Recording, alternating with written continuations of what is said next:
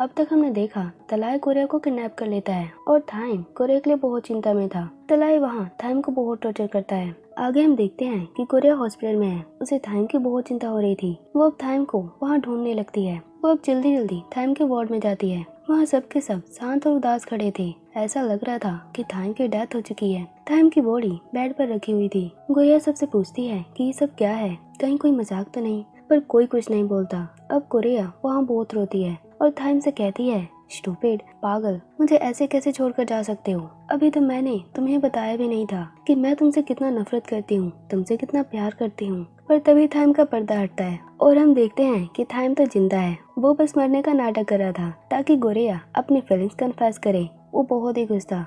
सब Korea thyme को साथ देख बहुत खुश थे। केविन कहता है, देखो देखो, कोरिया के प्यार ने तो थाइम को बचा लिया, चलो इसी बात पर पार्टी करते हैं। सब बहुत हंस रहे थे। अब कोरिया थाइम के साथ साथ सबको मारती है, सबसे पिलो फाइट करती है। थाइम बार बार कोरिया को मना रहा था, उसके पास आने की कोशिश कर रहा था।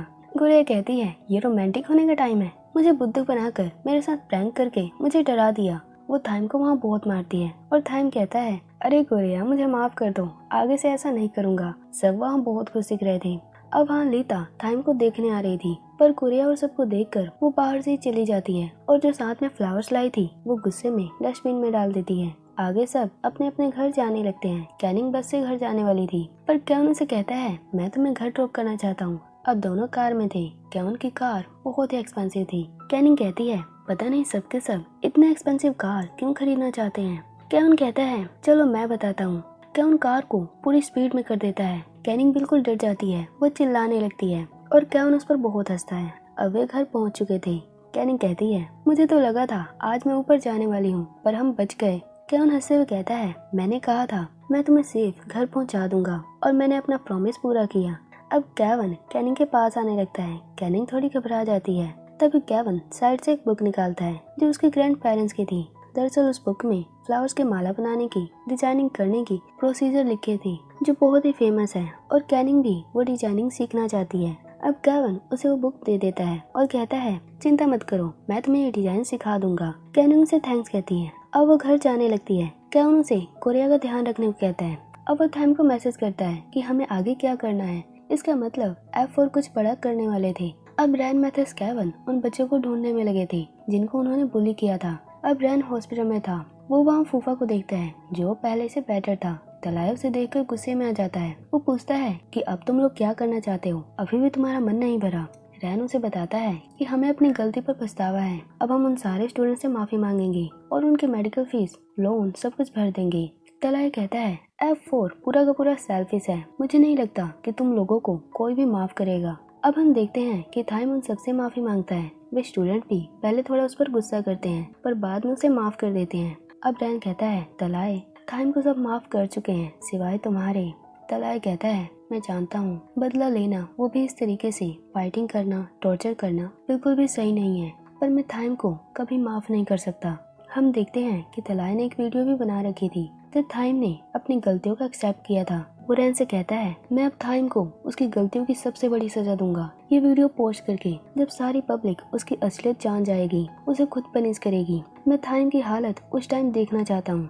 रैन ये सुन डर चुका था क्योंकि इस वीडियो के कारण थाइम की इमेज पूरी तरह खराब हो सकती है। सब उसे नफरत करने लगेंगे। अब शाम हो चुकी थी। गोरिया अपने घर जा रही थी, तभी कुछ लोग उसे किडनैप कर लेते हैं। गोरिया डर चुकी थी, पर चिंता की कोई बात नहीं थी क्योंकि फिर से ये थाइम के लोग थे जो उसे थाइम के पास लाए थे।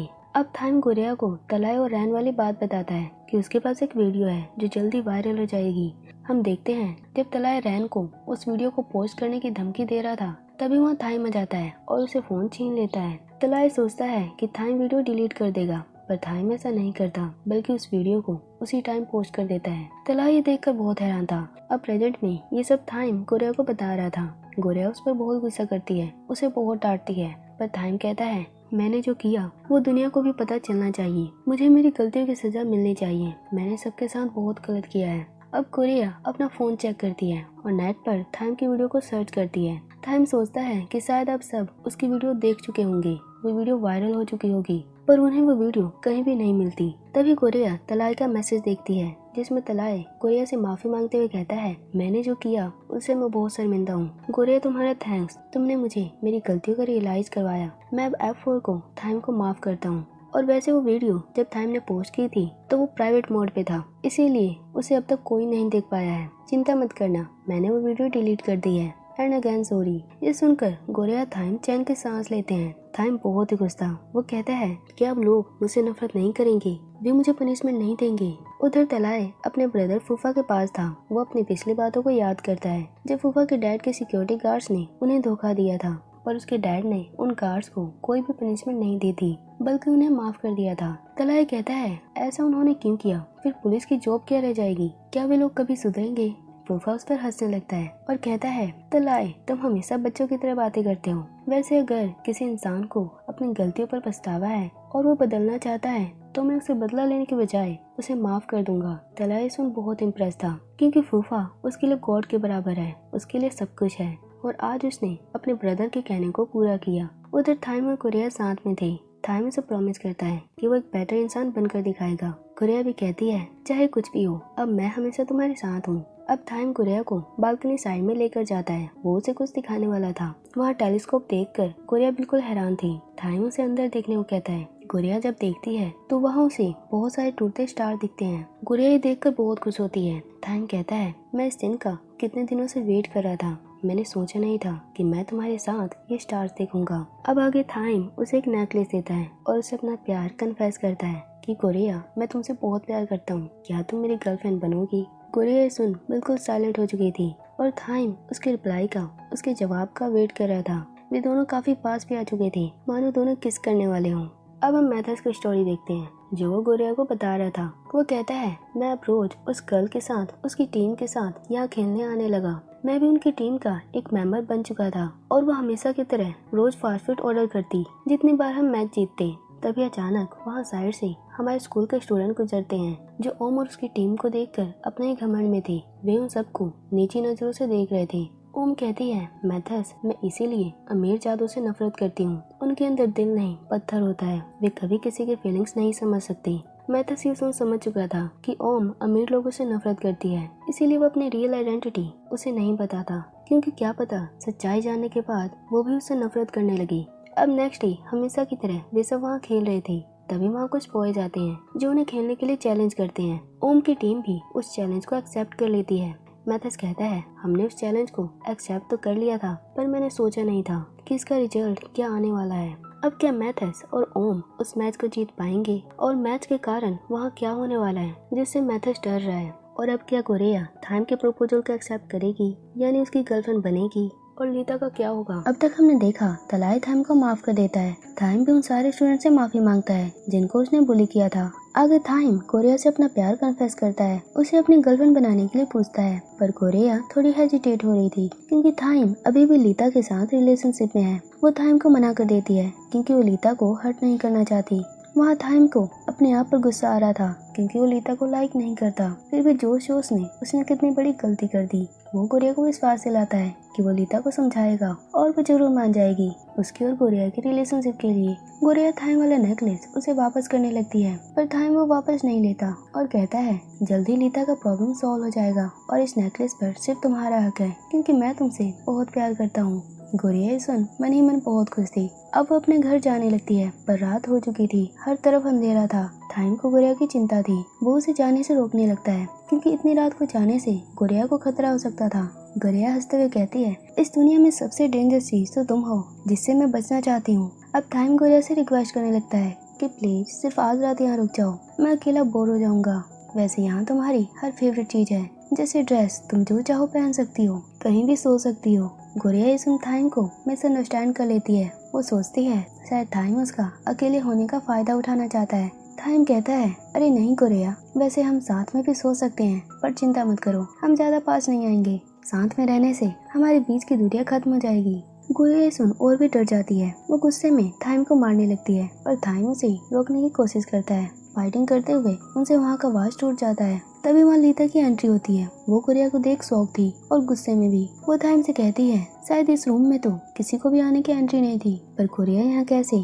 थाइम उसे एक्सप्लेन करने की कोशिश करता है, पर लीता उसकी बिल्कुल नहीं सुनती। और कोरिया भी बहुत डर चुकी थी, वो कुछ भी नहीं बोल पाती। तभी वहाँ थाइम की आंटी आती है जो उनके घर में सारे हेल्पर की हेड है।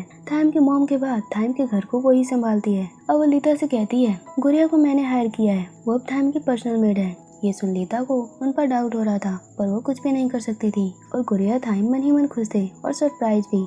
आगे लीता के जाने के बाद उनकी आंट गुड़िया को बताती है कि वो वास बहुत ही एक्सपेंसिव था, तुम्हें यहाँ बहुत मेहनत करनी पड़ेगी उसकी भरपाई के लिए। गुड़िया उसका रेट सुनकर बहुत हैरान थी। उसकी आंट कहती है अगर तुम चाहो तो डायरेक्ट कैश भी दे सकती हो। गुड़िया कहती है नहीं नहीं, मैं जॉब करूंगी। आगे उसकी आंट बाकी हेल्पर से उसको इंट्रोड्यूस कराती है और बोलती है मुझे तुम्हारी कोई भी शिकायत नहीं आनी चाहिए। अब गुड़िया उन हेल्पर से बात करती है। वे सब भी गुड़िया से मिलकर बहुत खुश थे और हैरान भी, क्योंकि गुड़िया बहुत ही खास है जिसने थाइम को बदल दिया। जो पहले सबसे रूडली बात करता था अब सबकी चिंता करता है। आगे गुड़िया और वे डिनर के लिए जाते हैं। नेक्स्ट डे हम देखते हैं गुड़िया बाकी हेल्पर के साथ मिलकर किचन की सफाई कर रही है, उनकी हेल्प कर रही है। उनकी आंट उनको इंस्ट्रक्शन देती है। गुड़िया भी पूरे दिल से वहाँ काम कर रही होती है।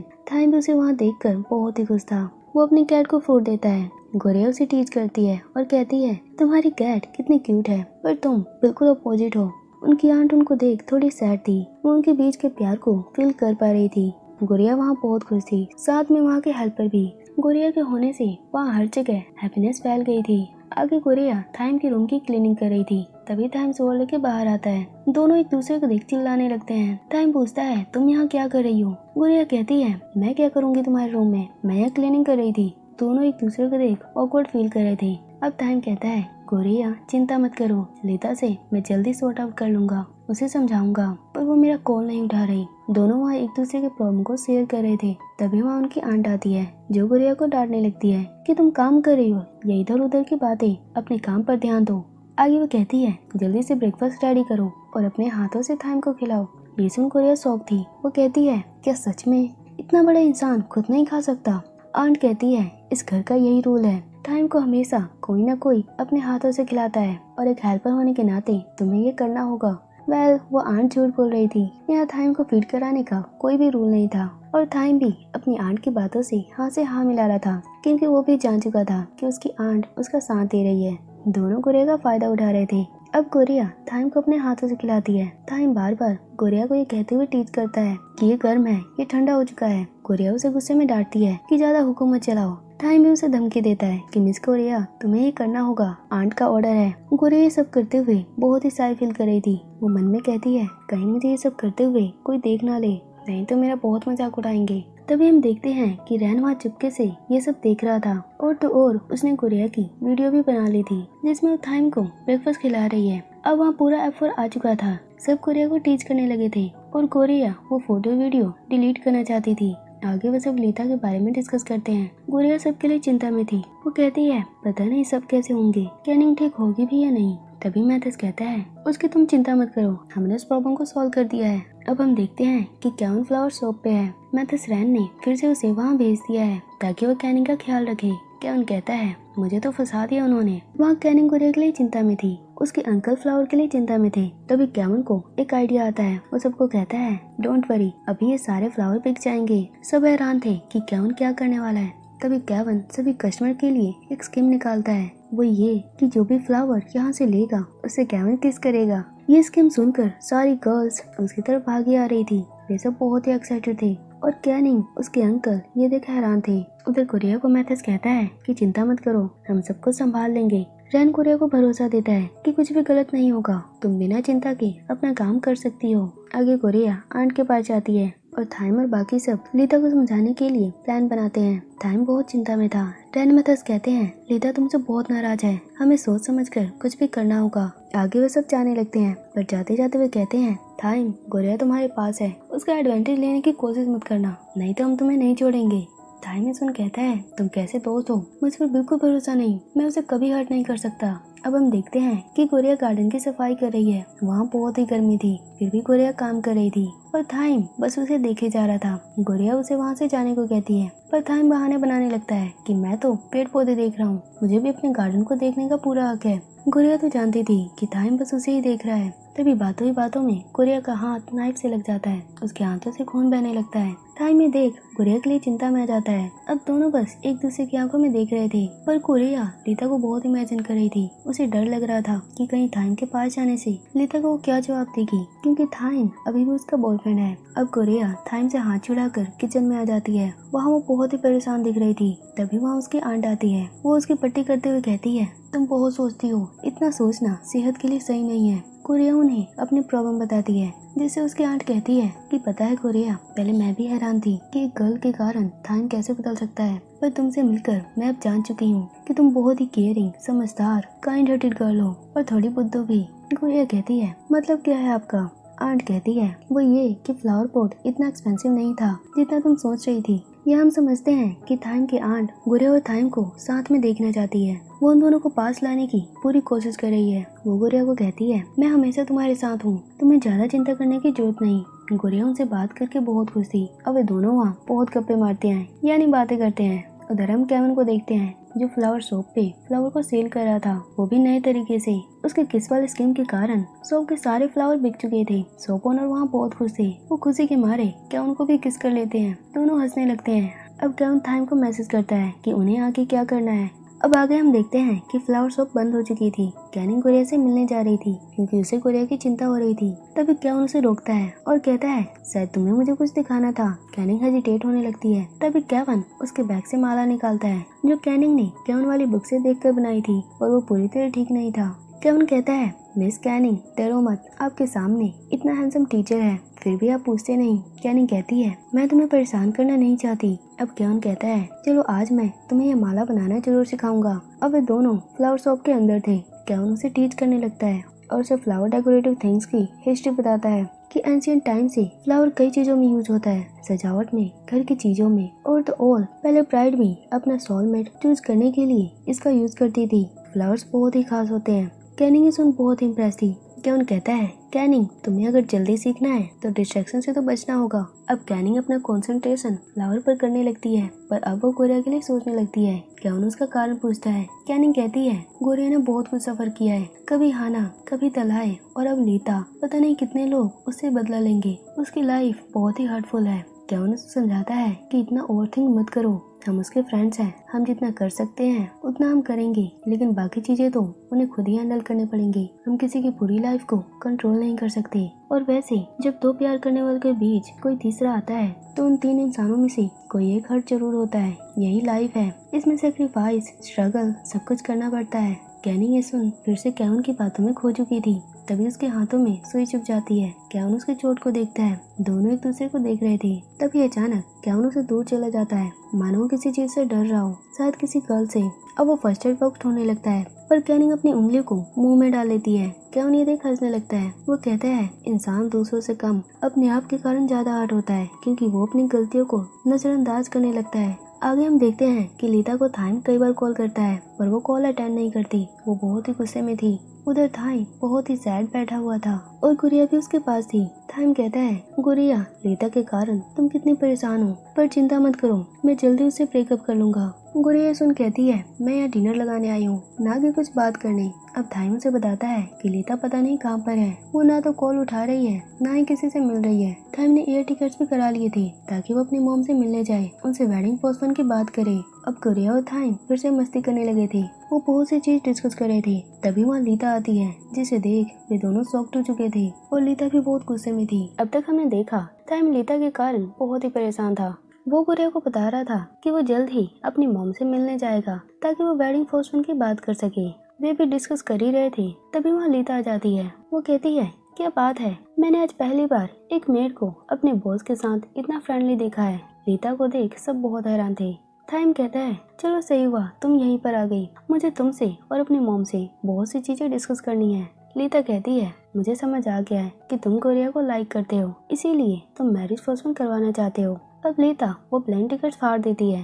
थाइम ये देख गुस्से में जाता है। अब लीता उसे बताती है कि थाइम, तुमने बहुत देर कर दी है, मैं तुम्हारी मॉम से बात कर चुकी हूँ, पर मैरिज कैंसिल की नहीं, यहाँ तुम्हारे साथ रहने की। यानी अब लीता थाइम के साथ इसी घर में रहेगी। ये सुन थाइम गुस्से में आ चुका था। वो कहता है, मुझे पता है तुम मेरे कारण गुड़िया को निशाना बना रही हो, उसे हर्ट करना चाहती हो। लीता कहती है, हाँ मैं ये करना चाहती हूँ और इतना आगे जाकर मैं पीछे बिल्कुल नहीं हटूंगी। थाइम लीता से बहुत गुस्सा था पर वो कुछ भी नहीं कर सकता था क्योंकि इस घर में उसके मॉम के ही ऑर्डर चलते हैं। अब गोरिया लीता का सामान उसके रूम में रखने जाती है और ये देख थाइम को बिल्कुल भी अच्छा नहीं लगता। लीता थाइम को धमकी भी देती है कि अगर वो उसका कहना नहीं मानेगा तो वो गोरिया को बर्बाद कर देगी क्योंकि अब वो गोरिया से बहुत नफरत करती है। थाइम ये सुन बहुत ही गुस्से में था पर उसे लीता की हर बात माननी पड़ रही थी। उधर गोरिया सामान लेकर जा रही थी तभी उसकी आंट वहाँ आती है जो गोरिया से सामान लेकर खुद जाने लगती है और गोरिया को किचन का कुछ खरीदने के लिए बाहर भेज देती है। उसकी आंट भी गोरिया के लिए बहुत दुखी थी। अब हम थाइम को देखते हैं जो लीता के कारण परेशान हो गया था। वो तोड़ फोड़ भी करने वाला था पर वो कुछ भी नहीं तोड़ता। तभी लीता वहाँ आती है। वो कहती है थाइम तुम कितने बदल गए, कोई चीज भी नहीं तोड़ा। थाइम कहता है बदला मैं नहीं बदली तुम हो, तुम वो लीता नहीं हो जिसे मैंने देखा था।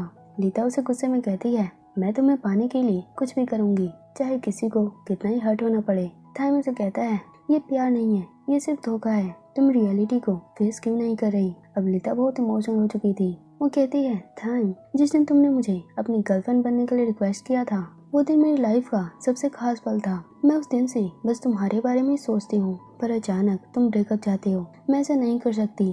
थाइम भी ये देख लीता के लिए सैड था क्योंकि उसके कारण लीता का ये हाल है। वो इतना हर्ट फील कर रही है। अब लीता थाइम के सामने अपने सारे क्लोथ्स उतार देती है। ये देख थाइम बहुत हैरान था। उधर गोरिया ग्रोसरी की शॉपिंग कर रही थी तभी वहाँ रहना जाता है। गोरिया उसे आने का कारण पूछती है। वो कहता है मैं भी यहाँ शॉपिंग के लिए आया था।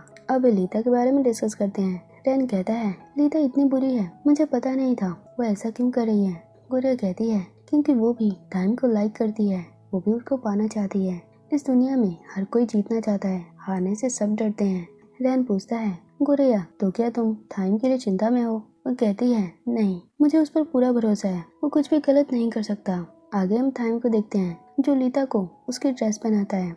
वो उसकी तरफ बिल्कुल भी अट्रैक्ट नहीं था। लीता भी देख हैरान थी। वो वहाँ बहुत रोती है। थाइम उसे गले लगाता है, उसे संभालता है। उधर गोरिया रैन से कहती है जितना मुझे थाइम पर भरोसा है उतना ही मुझे लीता के लिए डर लग रहा है क्योंकि मुझे पता है वो बहुत हर्ट होने वाली है।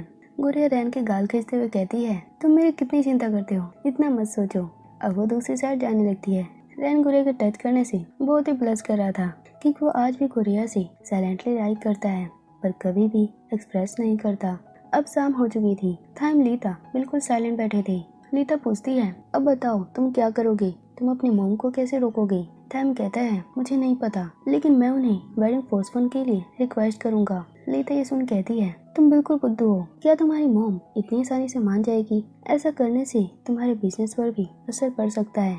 अब लीता एक प्लान बनाती है। वो कहती है कल मैं और तुम मेरे पेरेंट्स से मिलेंगे, उनसे वेडिंग की बात करेंगे। ये सुन थाइम डर जाता है। वो सोचता है कि शायद लीता अभी भी उसके पीछे पड़ी है, वो अब क्या करे। और लीता भी उसे डांटते हुए वहाँ से चली जाती है। अब नेक्स्ट डे स्टार्ट हो चुका था।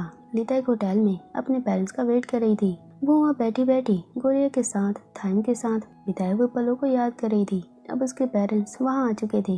वो लीता से थाइम के बारे में पूछते हैं। लीता कहती है थाइम जल्दी आने वाला है। अब वहाँ थाइम भी आ जाता है। थाइम वहाँ बहुत ही कंफ्यूज था कि अब पता नहीं यहाँ क्या होगा। उधर गोरिया थाइम के बारे में सोच रही थी, उसके मैसेजेस देख रही थी जिसमें थाइम ने बताया था कि आज वो लीता के पेरेंट्स से मिलने जाएगा। गोरिया ये देख बहुत सैड थी। उधर लीता के पेरेंट्स थाइम को देख बहुत खुश थे। वे इन दोनों की जोड़ी की बहुत तारीफ करते हैं। ये सुन थाइम बहुत ही गिल्टी फील कर रहा था क्योंकि वे अभी जितने खुश हैं उनकी खुशी अभी एक ही पल में खत्म हो जाएगी सिर्फ उसी के कारण। अब थाइम उन्हें अपनी फीलिंग बताने वाला था पर तभी लीता उसे रोक देती है और कहती है मॉम डैड मैं ये वेडिंग नहीं करना चाहती। ये सुन सब शौक थे। उसके पेरेंट्स उसका कारण पूछते हैं। अब लीता थाइम से फाइट करने लगती है। उसके बिना कारण के बिना गलती के उसके बाल खींचती है, उसे टीज करती है। थाइम भी ये गुस्से में जाता है। दोनों एक दूसरे को बुरा भला कहने लगते हैं। अब लीता कहती है मॉम डैड आपने देखा ये कितना बेकार इंसान है, ये अभी मुझे ऐसे बुली करता है तो बाद में कितना करेगा। मैं इसके पास एक पल भी नहीं रह सकती। पता है मैं उस इंसान के इंतजार में हूँ जो मुझे सच्चा प्यार करे, जो मेरी केयर करे, मेरी चिंता करे, जिसके साथ होने पर मैं अच्छा फील करूँ। पर थाइम बिल्कुल भी ऐसा नहीं है। ये सारी बातें लीता थाइम के बारे में कह रही थी क्योंकि ये सारी क्वालिटीज थाइम में थी। पर वो अपने पेरेंट्स से झूठ बोलती है कि थाइम बहुत वॉलेटाइल इंसान है, एक नंबर का बेकार इंसान है। लीता ये कहते कहते इमोशनल हो चुकी थी क्योंकि वो थाइम से प्यार करती है पर उसे पाने के लिए खोने के लिए ये सब कर रही है। थाइम ये देख लीता से बहुत इम्प्रेस था। वो अब समझ गया था कि लीता कल क्या प्लान बना रही थी। वो उसके लिए बहुत ही सैड था। लीता के पेरेंट्स अब उस वेडिंग को पोस्टपोन कर देते हैं क्योंकि वो लीता को खुश देखना चाहते हैं, पर सच्चाई तो कुछ और है जो सिर्फ थाइम और लीता जानते थे। आगे हम कैनिंग को देखते हैं जो सिर्फ कोरिया के बारे में सोच रही थी। तभी उसके शॉप ओनर कहते हैं, तुम कितना सोचती हो। हम देखते हैं कि उसके अंकल बाहर घूमने गए हैं, वे बहुत ही खुश हैं। कैनिंग कहती है, मैं कोरिया के कारण नहीं आपके कारण सैड हूँ। आप अकेले अकेले एंजॉय कर रहे हैं, मुझे अकेला छोड़ दिया यहाँ काम करवाने के लिए। अंकल कहते हैं, मुझे भी एंजॉय करने का हक है, कल इतना प्रॉफिट जो हुआ था। तभी वहाँ केवन आता है। वो कहता है, एक गुड न्यूज है, लीता थाइम की वेडिंग कैंसिल हो चुकी है। ये सुन सब बहुत खुश थे। शॉप ओनर कहते हैं, कैनिंग केवन शॉप क्लोज कर दो और जाओ तुम दोनों एंजॉय करो। अब इस शॉप क्लोज कर देते हैं। केवन कहता है, कैनिंग जरा तुम अपने आप के बारे में भी सोचा करो, चलो मैं तुम्हें कहीं घुमाना चाहता हूँ। अब वे सामान पैक करने लगते हैं। कैनिंग आज भी एक माला बनाकर लाई थी, वो उसे देख रही थी। तभी वहाँ एक कस्टमर आती है। वो कुछ शॉपिंग करना चाहती थी पर शॉप बंद हो चुकी थी। वो ये देख सैड हो जाती है। तभी वो कैनिंग के हाथ में माला देखकर कहती है, ऐसे डेकोरेशन करना मैंने भी सीखा था पर अब मैं भूल चुकी हूँ। कैनिंग उस केवन से कहती है, देखो केवन, ये गर्ल भी ये माला बनाना जानती है। केवन उस गर्ल को देख थोड़ा सैड हो जाता है। वो गर्ल भी उसे देख उदास हो गई थी, जैसे मानो वे दोनों एक दूसरे को जानते हो। कैनिंग ये देख कंफ्यूज हो गई थी कि पता नहीं ये गर्ल कौन है। अब वो गर्ल वहाँ से चली जाती है। उधर लीता एक वीडियो रिकॉर्ड कर रही होती है और कोरिया क्लीनिंग करने में लगी थी। तभी वो लीता का मैसेज देखती है। लीता ने उसे एक वीडियो भेजा था। वो कहती है, प्यार भी अजीब होता है, कभी भी किसी से भी हो सकता है। प्यार में हम पता नहीं पागल हो जाते हैं, हम कुछ भी करने लगते हैं। जिससे पहले डरते थे वे चीजें भी आसान लगने लगती है। पर प्यार होने पर जितनी खुशी होती है उतना ही दर्द उसे खोने पर होता है। लीता उस वीडियो में अपनी सारी फीलिंग्स कह देती है और कोरिया से माफी मांगते हुए कहती है कि तुम मेरी बेस्ट फ्रेंड हो। कोरिया, तुम बहुत ही खास हो और थाइम तुमसे सच्चा प्यार करता है। मैं तुम दोनों के लिए बहुत खुश हूँ। मैं ये सब फेस टू फेस नहीं कह पाती, इसीलिए ये वीडियो के रूप में कह दिया। अब चिंता मत करना, मैं बिल्कुल ठीक हूँ और अब मैं हायर स्टडी के लिए अब्रॉड जा रही हूँ, जहाँ मैं अपने आप को ढूंढूंगी, अपना फ्यूचर बनाऊंगी। कोरिया देख लीता के लिए बहुत खुश थी पर वो उससे मिलना चाहती थी। लीता भी एयरपोर्ट पे थी, वहाँ उसके साथ एफर भी थे। लीता कोरिया को देख हैरान थी। अब वे दोनों गले लगते हैं। दोनों एक दूसरे को देख बहुत खुश थे। लीता कोरिया दोनों एक दूसरे से माफी मांग रहे थे। सब उन दोनों को देख बहुत खुश थे। अब लीता वहाँ से जाने लगती है। वो जाते जाते कहती है, कोरिया अब दोबारा कभी मत रोना और हमेशा ऐसे ही मजबूत रहना। अब सब उसे गुड बाय कहते हैं। अब कोरिया कहती है, वैसे थाइम कहाँ पर है। तभी केवन कोरिया को उठा लेता है। वे उसे कहीं लेकर जा रहे थे। कोरिया वहाँ चिल्लाने लगती है। हम देखते हैं कि थाइम पार्किंग एरिया में अपनी कार में था। अब वे गुरिया को थाइम की कार में बैठा देते हैं। थाइम को भी उन्होंने चारों तरफ से बांध दिया था। गुरिया देख हंसने लगती है। केवन मैथ्स कहते हैं, जल्दी से दोनों अपनी प्रॉब्लम सॉल्व करो। अब गुरिया थाइम के हाथ पर खोलती है। थाइम कहता है, मेरे कितने नोटी फ्रेंड है। अब गुरिया वहाँ से जाने लगती है। थाइम कहता है, अरे रुको रुको, वैसे वे इतने भी बुरे नहीं, क्या तुम अब अपना जवाब नहीं दोगी। गुरिया सुन कहती है, किस चीज का आंसर। थाइम कहता है, अब लीता जा चुकी है, क्या तुम मेरी गर्लफ्रेंड नहीं बनोगी। अब कोरिया उसे वो नेकलेस दिखाती है जिसे उसने दिया था। अब वो थाइम को उसे पहनाने को कहती है। थाइम वो लॉकेट उसे पहना देता है। अब थाइम कहता है, तुम मेरे पेशेंस का इतना भी इम्तिहान मत लो, मैं तुम्हारे आंसर का वेट कर रहा हूँ। तभी कोरिया कहती है, तुम कितने बुद्धू हो, जवाब तो मैंने दे दिया, ये नेकलेस मैंने एक्सेप्ट कर लिया, इसका मतलब अब हम दोनों कपल है, मैं तुम्हारी गर्लफ्रेंड हूँ। थाइम ये सुन बिल्कुल शॉक था। वो कहता है, ठीक है, अब तुम बाहर जाओ, मुझे कुछ करना है। गुड़िया कंफ्यूज थी कि थाइम क्या करेगा। वो रैनमैथे से कहती है। वो कहते हैं, थाइम ये हर बार करता है, अभी तुम देख लेना। हम देखते हैं थाइम इतना खुश था कि वो कार में जोर जोर से चिल्ला रहा था। उसके शोर से पूरा कार हिल चुका था। ये देख सब बहुत हंसते हैं। थाइम की बचकानी हरकतों के कारण गुड़िया बहुत हंसती है। वो कहती है, नीता ने सही कहा था, प्यार अजीब होता है। एक टेस्ट पास करते ही दूसरा टेस्ट तैयार रहता है और चाहे हम उस टेस्ट से कितना भी बचने की कोशिश करें पर लास्ट में हमें उसे फेस करना ही पड़ता है। वहाँ थाइम, कोरिया, पूरा F4 सब बहुत खुश थे। मैथ्स केवन थाइम को बहुत टीज करते हैं। उधर थाइम की मोम ये न्यूज देख बहुत ही गुस्से में थी कि लीता की फैमिली ने वेडिंग क्यों पोस्टपोन कर दी। उधर केवन सबके साथ तो खुश था पर अंदर ही अंदर वो पेन फील कर रहा था। अब शाम हो चुकी थी। हम देखते हैं कि कैनिंग अपने घर पर लेटी हुई थी। वो बस केवन के बारे में सोच रही थी। फ्लैशबैक में हम देखते हैं कि केवन और कैनिंग जब ड्राइव पे गए थे तब कैनिंग ने केवन को अपना माला दिखाया था। वो उसे कुछ और कहती तभी केवन अपनी कार रोकता है। वो कहता है, कैनिंग क्या तुम सच में मेरे साथ रिलेशनशिप में आना चाहती हो? मुझे नहीं लगता मैं तुम्हारे लायक हूँ। अब वो कैनिंग की काफी पास आ जाता है। कैनिंग भी काफी घबराई हुई थी। अब प्लेनेट में दोनों तरफ केवन और कैनिंग एक दूसरे के बारे में सोच रहे थे। दोनों बहुत सैड थे। आगे हम मैथस की स्टोरी देखते हैं। मैथस ओम उनकी टीम दूसरे प्लेयर के साथ खेल रही थी जिन्होंने उनको चैलेंज किया था। ओम की टीम वहाँ बहुत अच्छे से खेलती है और उनकी टीम जीत जाती है। ये देख सब बहुत खुश थे, सिर्फ अपोजिट टीम को छोड़कर वे बहुत ही जेलस थे। आगे हम देखते हैं कि रैन मैथस कार से कहीं जा रहे थे। मैथस वहाँ फास्ट फूड ऑर्डर करता है। रैन उसे कहता है, मैथस तुम आजकल कहाँ रहते हो? एग्जाम आ रही है, तैयारी करना स्टार्ट कर दो क्योंकि एग्जाम में एफर्ट भी काम नहीं करेगा। मैथस कहता है, ठीक है मैं अब तैयारी कर लूंगा। आगे ओम वहाँ उनका ऑर्डर लेकर आती है। उसे देख मैथस अपना मुँह छुपा लेता है ताकि ओम उसे ना देख पाए। ओम मैथस को नहीं देख पाती पर वो भी हैरान थी कि ये इंसान इतनी अजीब हरकतें क्यों कर रहा है। रैन कहता है, मेरे दोस्त को रीडिंग में बहुत इंटरेस्ट है, बिल्कुल पढ़ने में खो चुका है। आगे ओम के जाने के बाद रैन कहता है, वैसे वो मुझे अच्छा लगा। तभी मैथस कहता है, नहीं तुम ऐसा नहीं कर सकती, ओम सिर्फ मेरी है। रैन कहता है, वैसे मैं फास्ट फूड की बात कर रहा हूँ। वेल मुझे समझ आ चुका है कि तुम ओम को लाइक करते हो। मैथस भी बहुत साई फील कर रहा था। अब मैथस ओम की स्टोरी में आगे क्या होगा? क्या मैथस उसे अपनी फीलिंग बता पाएगा? और कैन और कैनिंग के बीच क्या हुआ है जिनसे वे इतने सैड हैं? तक हमने देखा लीता थाइम से ब्रेकअप कर फॉरेन जा चुकी है। वो अब वहाँ अपने हायर स्टडी करेगी और थाइम गोरेया अब रिलेशनशिप में आ चुके हैं। उनकी मॉम ये देख बहुत ही गुस्से में थी। आगे हम देखते हैं कि थाइम गोरेया बेड पर है। वे दोनों किस करने ही वाले थे, तभी अचानक थाइम की नींद खुल जाती है।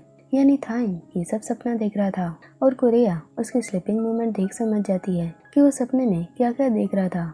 वो उसे डांटने लगती है। अब दोनों फिर से पिलो फाइट कर रहे थे।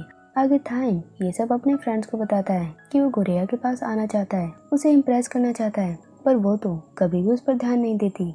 मैथस रैन केवन समझ जाते हैं कि थाइम कुछ रोमांटिक चाहता है। वो उसे एडवाइस देते हैं कि अगर तुम किसी से प्यार चाहते हो तो पहले तुम्हें उसे प्यार से ट्रीट देना होगा। अब थाइम समझ जाता है। वो डिसाइड करता है कि वो गोरेया को एक सरप्राइज पार्टी देगा जिससे वो खुश होकर उसके पास आ जाएगी। अब आगे हम देखते हैं सारे हेल्पर्स गोरेया पार्टी की तैयारी कर रहे हैं। मैथस कहता है, देखो थाइम कितना जीनियस है, जिसको सरप्राइज देना चाहता है उसी से मेहनत करवा रहा है। वे लोग केवन को थाइम को कुछ एडवाइस देने को कहते हैं क्योंकि केवन गर्ल्स को इम्प्रेस करने में माहिर है। पर आज केवन बहुत ही सैड मूड में था। भले ही वो उनके साथ था पर पूरा ध्यान उसका कहीं और था। वो बहुत ही परेशान लग रहा था। अब केवन वहाँ से चला जाता है। रैन मैथस कहीं न कहीं उसकी प्रॉब्लम जानते थे। वो किसी मोना नाम की गर्ल की बात कर रहे थे। अब हम गोरेया को देखते हैं जो बहुत थकी हुई थी। उसके अंकल उसे शॉप में काम करने को कहते हैं क्योंकि गोरेया कितने दिनों से वहाँ नहीं आई थी। कैनिंग वहाँ बहुत सैड थी। वो बिल्कुल साइलेंटली काम कर रही थी। गोरेया को उसकी चिंता होने लगती है। वो कैनिंग से उसकी उदासी का कारण पूछती है कि कैनिंग क्या हुआ, क्या कोई फैमिली प्रॉब्लम है जो तुम हमसे शेयर नहीं कर रही? अब कैनिंग बताती है कि मैं केवन के साथ लॉन्ग ड्राइव पे गई थी। दरअसल ये उस दिन की बात है जिस रात केवन और कैनिंग बहुत परेशान थे। जब केवन कैनिंग को घुमाने ले गया था, वहाँ केवन कैनिंग के बहुत पास आ जाता है। वो उसे किस करने वाला था। कैनिंग बिल्कुल डर चुकी थी। ये देख केवन उसे दूर चला जाता है और कैनिंग को सजेस्ट करता है कि तुम मुझे भूल जाओ, तुम बहुत ही प्रीशियस हो, मैं तुम्हारे काबिल नहीं। कैनिंग पूछती है, तुम इतने हार्ड क्यों हो? तुम मुझसे जरूर कुछ छुपा रहे हो। तुम अपने दिल में किसी गर्ल को जगह क्यों नहीं देते? केवन कहता है, मैं पहले धोखा खा चुका हूँ, ये बहुत ही हर्टफुल होता है, मैं फिर से हर्ट नहीं होना चाहता। वो गर्ल कौन थी जिसने केवन का दिल तोड़ा, जिससे वो प्यार करता था? कैनिंग ये जानना चाहती थी। अब केवन उसके बारे में उसे बताने लगता है और ये सब प्रेजेंट में कैनिंग गोरेया को बता रही थी, पर वो मोना के बारे में गोरेया को कुछ नहीं बताती। अब गोरेया भी मोना के बारे में क्यूरियस थी। वो भी उसके बारे में जानना चाहती थी। अब आगे हम थाइम को देखते हैं। जब मैथस रैन से सरप्राइज पार्टी के बारे में डिस्कस कर रहा था, वो बहुत ही एक्साइटेड था और मैथस रैन उसे कहते हैं, थाइम थोड़ा अलर्ट रहना, कहीं तुम्हारी लापरवाही के कारण उसे ये पता ना चल जाए। थाइम भी पूरे जोश में था। वो कहता है, ऐसा कभी नहीं होगा, वो उस पार्टी के बारे में कभी नहीं जान पाएगी। हम देखते हैं कि थाइम ये सब बातें गोरेया के सामने ही कर रहा था और उसे पता भी नहीं। मैथस रैन थाइम को इसीलिए अलर्ट कर रहे थे क्योंकि वो थाइम की बचपना को जानते हैं। अब थाइम भी ये देख डर चुका था कि कहीं गोरेया ने उसकी बात ना सुन ली हो, नहीं तो उसका पूरा प्लान फ्लॉप हो जाएगा। और वो देखता है कि गोरेया तो किसी और चीज में खोई हुई है। वो बहुत परेशान थी। थाइम उसकी प्रॉब्लम पूछता है। गोरेया उससे कहती है, आजकल केवन कैनिंग दोनों बहुत सैड हैं, शायद कोई गर्ल है जो केवन के पास में थी। थाइम समझ जाता है कि गोरेया मोना की बात कर रही है। अब थाइम उसे मोना के बारे में बताने लगता है। गोरेया पूछती है, क्या वो केवन की एक्स है? थाइम कहता है, एक्स गर्लफ्रेंड तो नहीं, पर हाँ गर्लफ्रेंड के बराबर ही थी और शायद उससे भी ज्यादा। अब हम केवन और मोना की स्टोरी देखते हैं। टाइम बताता है कि केविन प्लेबॉय तो हमेशा से ही था, जो रोज नई नई गर्ल को डेट करता था, पर जब भी ब्रेकअप की बारी आती थी वो हर गर्ल से कहता था कि मेरी नई गर्लफ्रेंड मोना है, जिससे मैं बहुत प्यार करता हूँ। कई गर्ल तो डाउट में रहती थी कि क्या मोना केविन सच में गर्लफ्रेंड बॉयफ्रेंड है, और केविन मोना उन्हें विश्वास दिलाने के लिए रिलेशनशिप का फेक एक्टिंग करते थे। पर असलियत में मोना केविन की चाइल्डहुड बेस्ट फ्रेंड थी। वो कई बार केविन को समझाती थी कि वो ये सब करना छोड़ दे, यानी रोज नई गर्लफ्रेंड बनाना, पर वो उसकी बात नहीं मानता। पर फिर भी वे दोनों एक दूसरे को बहुत अच्छी तरह समझते थे। दोनों एक दूसरे को टीच करते थे। केविन एफर्ट से ज्यादा मोना के साथ टाइम स्पेंड करता था। यहाँ हमें पता चलता है केविन मोना को साइलेंटली लाइक करता है, यानी वो उसे पसंद करता है, पर कभी बताता नहीं, क्योंकि वो जानता था कि अगर उसने उसे प्यार कन्फेस किया तो वो मोना को और एक बेस्ट फ्रेंड को दोनों को खो सकता है। इसीलिए वो आज तक फ्रेंड जोन में ही है। आगे मोना केविन को अपने बॉयफ्रेंड के बारे में बताती है, जिसका नाम नाइट था। वो उसकी बहुत तारीफ कर रही थी। केविन ये देख जेलस था, पर वो कुछ प्रिटेंड नहीं करता, बल्कि उसे इम्प्रेस करने की कई टिप्स देता है। मोना का बॉयफ्रेंड उसे किसी ट्रिप पर लेकर जाने वाला था। मोना पूछती है, केविन क्या मुझे जाना चाहिए? केविन से बोलता है, तुम चली जाओ, पर प्रोटेक्शन जरूर यूज करना। मोना उसे कारण पूछती है। केविन उसे समझाता है, तुम क्या सोचती हो, तुम्हारा बॉयफ्रेंड तुम्हारे साथ ट्रिप क्यों जाएगा? तुम्हारे पास आने के लिए। इसी बात पर दोनों आर्ग्यूमेंट करने लगते हैं। केविन भी गुस्से में आ चुका था और मोना बस अपने बॉयफ्रेंड के बारे में बातें कर रही थी। अब केविन अपने आप को कंट्रोल नहीं कर पाता और गुस्से में कहता है, तुम कहीं भी जाओ, कुछ भी करो, मैं नहीं रोकूंगा। अब केविन वहाँ से चला जाता है। आगे केविन क्लब में एक गर्ल के साथ था, तभी वहाँ मोना आ जाती है। दरअसल मोना को समझ नहीं आ रहा था कि केविन इतना परेशान क्यों है, वो उस समय इतने गुस्से में क्यों था। वो पूछती है, केविन मुझे सच सच बताओ, तुम मुझसे क्या छुपा रहे हो? केविन उसे लाइक करता है। वो ये बात मोना को नहीं बताता। मोना उसे बहुत रिक्वेस्ट करती है, पर केविन जवाब में कहता है, अच्छा सोचो, अगर कुछ कहने से, सच बताने से सब कुछ बर्बाद हो जाए, हमारी फ्रेंडशिप खत्म हो जाए, मुझे क्या वो बात तुम्हें बतानी चाहिए? मोना ये सुन नहीं मानती। वो फिर भी जिद में थी कि मुझे सच जानना है, पर केविन उसे कुछ नहीं बताता। वहाँ दोनों फाइट करते हुए मोना नीचे गिर जाती है। मोना उसे कहती है, क्या तुम ऐसे ही हर चीज को तोड़ते रहोगे? तुम्हें किसी की परवाह नहीं है। अब मोना वहाँ से चली जाती है और केविन भी बहुत परेशान था। वो तो सच इसलिए नहीं बता रहा था क्योंकि वो मोना की लाइफ डिस्टर्ब नहीं करना चाहता, ना ही उसे खोना चाहता है। अब प्रेजेंट में टाइम कहता है, पता है नेक्स्ट टाइम मोना केविन से मिलना चाहती थी। उसने उसे एक लोकेशन भेजा था, पर केविन उससे मिलने नहीं गया और उस दिन के बाद से वे आज तक नहीं मिले। गुरिया, तुम्हें पता है केविन चाहे बाहर से कितना ही खुश दिखता हो, पर अंदर से आज भी वो सैड रहता है। वो आज भी मोना को लाइक करता है, उसकी जगह कोई नहीं ले सकता। हम देखते हैं कि केविन को जब भी मोना की याद आती है, वो उसकी रिकॉर्डिंग वीडियोस, फोटोज देखता है जो उसके पास की, उसके साथ की यादें हैं। गुरिया ये सब जान केविन के लिए बहुत सैड थी। वो कहती है, वे दोबारा क्यों नहीं मिले? उनकी दोस्ती, फ्रेंडशिप ऐसे कैसे खत्म हो गई? टाइम गोरिया केविन के लिए बहुत सैड थे, पर वे कुछ नहीं कर सकते थे। अब गोरिया अपने काम में लग जाती है। उधर कैनिंग केविन के बारे में सोच रही थी। वो याद करती है जब वो केविन के साथ थी, केविन ने उसे बताया था कि मैं नहीं जानता मोना ने उस दिन मुझे क्यों बुलाया था, उसे मुझसे क्या कहना था। मैं आज भी बहुत हर्ट फील करता हूँ। अजीब है, जो रोज कई गर्ल के साथ ब्रेकअप करता है, नाइट स्पेंड करता है, वो एक गर्ल के कारण इतना इफेक्ट हो सकता है, उसके कारण उसका दिल टूट सकता है। मुझे भरोसा नहीं होता, पर ये सच है। कैनिंग सुन बहुत ही इमोशनल हो चुकी थी। केविन इसीलिए उसे भूल जाने को कहता है, क्योंकि वो कैनिंग का दिल नहीं तोड़ना चाहता और ना ही हर्ट होना चाहता है। अब प्रेजेंट में हम देखते हैं कि कैनिंग ने अपनी डायरी में कई एड्रेस लिखे थे। शायद वो कुछ प्लानिंग कर रही थी। आगे उसके फादर उससे मिलने आते हैं। कैनिंग ने सुबह से कुछ नहीं खाया था। वो उसे योगर्ट देते हैं और उसे टेंशन फ्री रहने को कहते हैं, पर कैनिंग तो अपनी प्रॉब्लम किसी से शेयर नहीं कर सकती। आगे कैनिंग कई जगह विजिट करती है, कई जगह जाती है। शायद वो कुछ ढूंढ रही थी। अब नेक्स्ट गोरिया को उसके अंकल कॉल कर बताते हैं कि कैनिंग पता नहीं आजकल कहीं गुम रहती है, उसे क्या हुआ है, तुम ही उसे ठीक कर सकती हो। अब गोरिया कैनिंग को मैसेज करती है, पर वो कोई रिप्लाई नहीं करती। तभी मैथस उसे पकड़कर लेकर जाता है। अब थाइम उसे वो सरप्राइज पार्टी देता है। उसने गोरिया के लिए बहुत सी चीजें तैयार की थी, पर गोरिया का पूरा ध्यान तो कैनिंग की तरफ था। वो बस उसी के बारे में सोच रही थी। आगे थाइम जैसे उसे वो सरप्राइज दिखाता है, तभी कैनिंग का रिप्लाई आ जाता है। दूसरी चीज थाइम दिखाने वाला था, पर तभी कैनिंग का कॉल आ जाता है और गुरिया थाइम का कोई भी डेकोरेशन सरप्राइज नहीं देख पाती जो उसने उसे इम्प्रेस करने के लिए तैयार किया था। मैथस सैन भी ये देख बहुत सैड फील करते हैं। थाइम बेचारा परेशान हो गया था क्योंकि उसका पूरा प्लान फ्लॉप हो चुका था। आगे गोरिया एक होटल में जाती है जहाँ कैनिंग को सिक्योरिटी गार्ड ने पकड़ कर रखा था। वे उसकी FIR भी करने वाले थे। वे गोरिया को बताते हैं कि कैनिंग बिना परमिशन के होटल के रूफटॉप पे जा रही थी। कैनिंग गोरिया दोनों डर चुके थे। तभी वहाँ थाइम आता है। वो कैनिंग को कहता है, तुम इस होटल में कहीं भी जा सकती हो, जहाँ तुम्हारा मन चाहे, कोई तुम्हें कुछ नहीं कहेगा। गोरिया सुन हैरान थी। थाइम बताता है, ये मेरा ही होटल है तो मेरे रूल चलेंगे। अब कैनिंग फिर से रूफटॉप पे जा रही थी। तभी गोरिया उससे कारण पूछती है कि आखिर वो ये सब कर क्या रही है, वो क्या ढूंढ रही है। कैनिंग उसे कुछ नहीं बताती। वो कहती है, गोरिया इस टाइम नहीं, पर बाद में मैं तुम्हें बता दूंगी। गोरिया कैनिंग के लिए बहुत वरीड थी। टाइम उसे संभालता है। अब वो अपने आप को ट्रोल से पूछता है और गुस्से में कहता है, कैनिंग को छोड़ो, तुम मुझे देखो, तुमने क्या किया है तुम्हें बिल्कुल नहीं पता। टाइम गोरिया को उस सरप्राइज पार्टी के बारे में कह रहा था जो गोरिया ने डिस्ट्रॉय कर दिया था। आगे गोरिया थाइम एक रूम में थी। वहाँ थाइम बहुत गुस्से में था। गोरिया पूछती है, मैंने क्या किया है। थाइम कहता है, मैं तुमसे बहुत ज्यादा गुस्सा हूँ। गोरिया देख बहुत डर जाती है। वो कहती है, पर मैं क्या करूँ, मैं कैनिंग के लिए बहुत चिंता में हूँ। अब थाइम उसे समझाता है कि गोरिया, हमें किसी की पर्सनल लाइफ में इतना इंटरफेयर नहीं करना चाहिए। जहाँ तक मुझे पता है कैनिंग ये सब क्या उनके लिए कर रही है और वो अकेले ही वो सब करना चाहती है और उस चीज के कारण तुम अपने आसपास को इग्नोर मत करो। गोरिया कहती है, कैन अपने दिल में किसी को जगह क्यों नहीं देता, कैनिंग उसके लिए इतना सब कुछ कर रही है।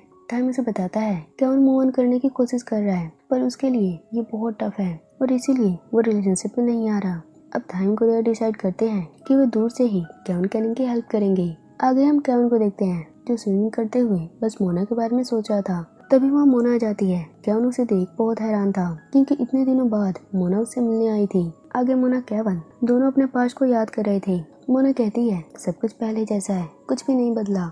केवन भी कहता है, हाँ शायद, पर तुम आजकल क्या कर रही हो। मोना उसे अपने बारे में नहीं बताती और कहती है, वैसे कैनी बहुत ही ब्रेव और क्यूट गर्ल है, मैं जानती हूँ वो तुम्हें लाइक करती है। आगे वो उसे बताती है कि कल मैंने होटल की रूफटॉप पर एक गर्ल को देखा था और वो कैनिंग थी। वो कुछ ढूंढ रही थी, मैं जानती हूँ वो क्या ढूंढ रही थी। कैन पूछता है, क्या तुम सिर्फ यही बताने आई थी। मोना उसे हाँ कहती है। कैन ये देख बहुत सैड फील करता है। वो सोच रहा था कि शायद मोना उसे मिस कर रही थी, वो खास उसे मिलने आई थी, पर वो तो सिर्फ ये न्यूज बताने आई थी। अब कैन उसे माफी मांगता है कि उसके कारण उसे परेशान होना पड़ा। कैन मोना के हाथ में रिंग देखता है, यानी मोना अब मैरिड है। ये देख कैन का दिल टूट जाता है पर वो कुछ भी एक्सप्रेस नहीं करता। मोना वहाँ से चली जाती है। कैन बहुत परेशान हो गया था। उधर कैनिंग टेरेस पर अभी भी कुछ ढूंढ रही थी। अब कैवन उसे कई बार कॉल करता है, उसे मैसेज करता है कि मुझे पता है तुम ये सब मेरे लिए कर रही हो, पर प्लीज मेरी लाइफ में इंटरफेयर मत करो। उधर कैवन बहुत ही गुस्से में था। वो पूरे स्पीड में कार ड्राइव कर रहा था।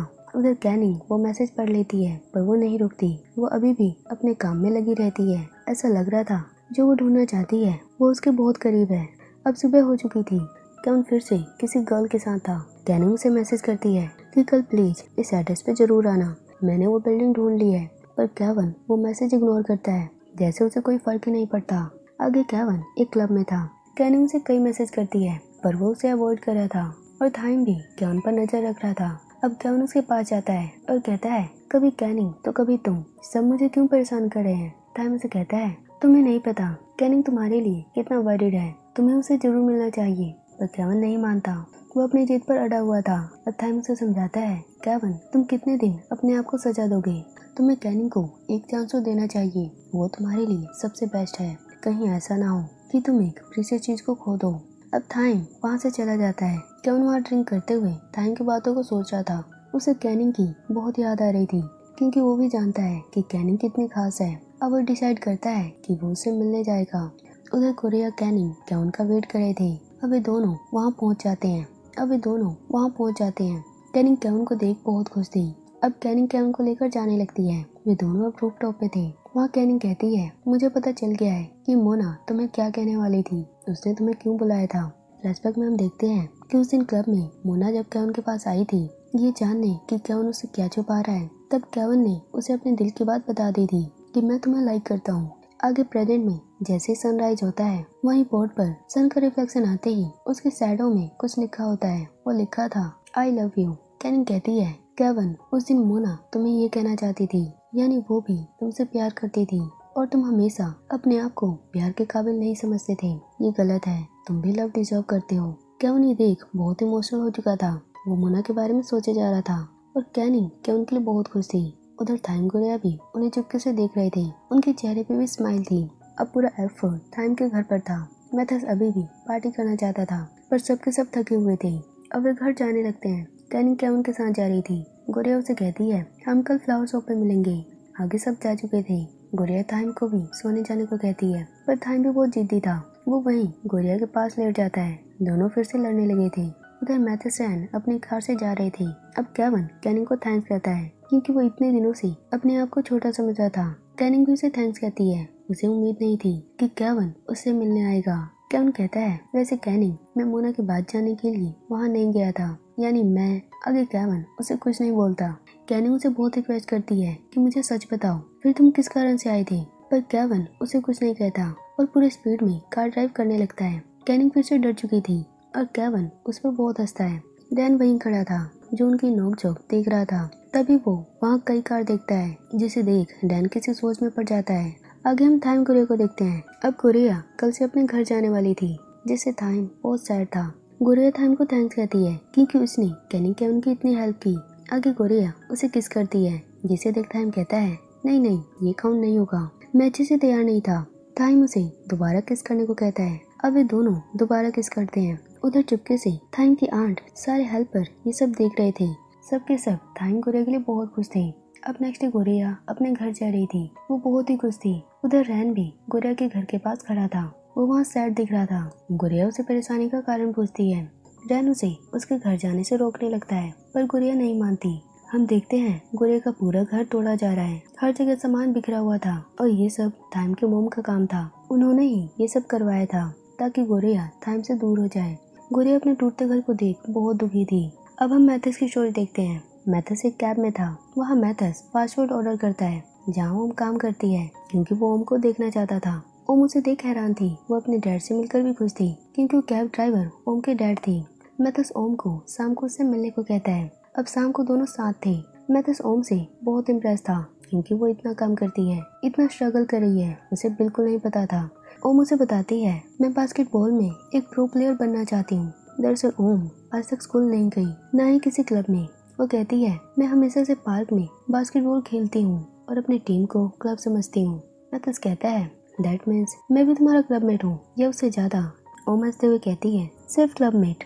मैथस उसे हौसला देता है कि तुम एक दिन प्रो प्लेयर जरूर बनोगी और तुम्हारी इस जर्नी में मैं भी हेल्प करूंगा। ओम उसे थैंक्स कहती है। दोनों वहाँ बहुत कुछ डिस्कस करते हैं। दूर से उन्हें एक इंसान देख रहा था। दरअसल ये उसी टीम का मेंबर था जिसे मैथस ओम की टीम ने हराया था जब उन्होंने ओम को चैलेंज किया था। वो टीम अब ओम से बदला लेना चाहती है, इसीलिए वो अब प्लानिंग कर रहे हैं, साथ में निगरानी भी। अब वो अपोजिट टीम जो ओम से नफरत करती है, वो आगे क्या क्या करने वाले हैं और अब थाइम की मोम गुड़िया के साथ क्या करेगी। अब आगे क्या होगा नेक्स्ट पार्ट में देखेंगे।